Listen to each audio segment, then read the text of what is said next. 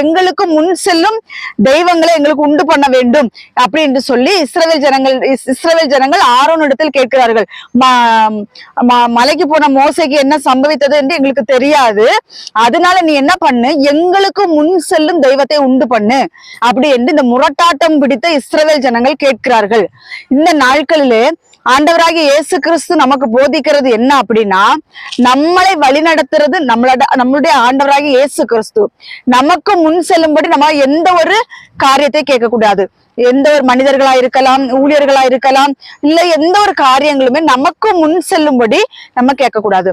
ஆண்டவர் சொல்றார், என் சமூகம் உனக்கு முன்பாக செல்லும் என்று சொல்கிறார். இங்க இஸ்ரவேல் ஜனங்கள் எங்களுக்கு முன் செல்லும் தெய்வங்களை எங்களுக்கு உண்டு பண்ண வேண்டும் என்று கேட்ட பொழுது ஆரோன் என்ன செய்கிறார்?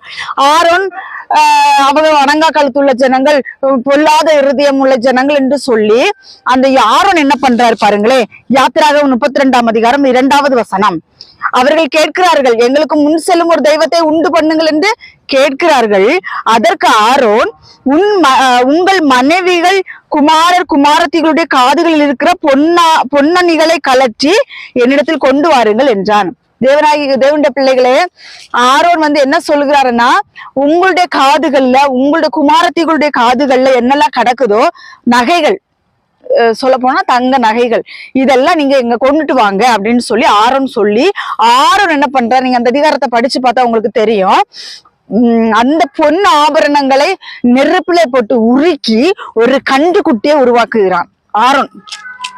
ஆரோன் கன்றுக்குட்டிகளை உருவாக்குகிறான். தேவனுடைய ஜனங்களே, இந்த நாட்கள் நகை போடுகிறவர்களுக்கு நான் ஒரு காரியத்தை சொல்லுகிறேன். அந்த நகை போடுறீங்கல்ல, அந்த நகைய நகை செய்யறாங்கல்ல, அவங்க ஒவ்வொரு விக்கிரகத்தினுடைய இதை வச்சு செய்யறாங்க. அப்படின்னா ஒரு அந்த கம்மலா இருக்கலாம், செயினா இருக்கலாம், ஏதோ ஒரு காரியமா இருக்கலாம். அதனுடைய மாடல், அதனுடைய சேஃப் எப்படி இருக்கு பாத்தீங்கன்னா, அது ஒரு விக்கிரகத்தினுடைய சாயலாகவே அவர்கள் அந்த நகைகளை செய்கிறார்கள். அதை என்ன செய்யறாங்கன்னா, கிறிஸ்தவர்களும் வாங்கி காதலையும் கழுத்திலையும் காலிலையும் மாட்டிக்கிறார்கள். கர்த்தர் சொல்லுகிறார், இந்த நாட்களிலே மோசே சீனா மலையில போன உடனே இங்க அவர்களுக்கு என்ன தேவைப்பட்டது? இன்னொரு தெய்வம் தேவைப்பட்டது. ஆண்டவர் சொல்றாரு, என் சமூகம் உனக்கு முன்பாக செல்லும். எவ்வளவு அற்புதம், எவ்வளவு அதிசயம், எவ்வளவு ஆண்டவருடைய கிரியைகளை இந்த இஸ்ரவேல் ஜனங்கள் பார்த்த பொழுதும், இத்தனைக்கு ஆரோனும் கூட இருந்து செங்கடல் பிளந்ததை பாக்குறாரு, மாறாவின் தண்ணீர் மதுரமா மாறினதை பாக்குறாரு. எல்லாமே பார்த்த பொழுதிலும் இந்த இஸ்ரவேல் ஜனங்களை பொறுத்த வரைக்கும் அவர்களுக்கு